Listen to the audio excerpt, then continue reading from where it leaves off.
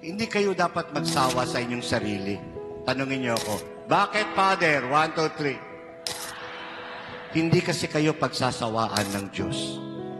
Ang ating kahinaan, ang kasalanan mo, maliit lang na patak sa malawak na pag-ibig at pangunawa at pagpapatawad ng ating Senyor Santo Niño. Palakpakan natin ang ating Senyor.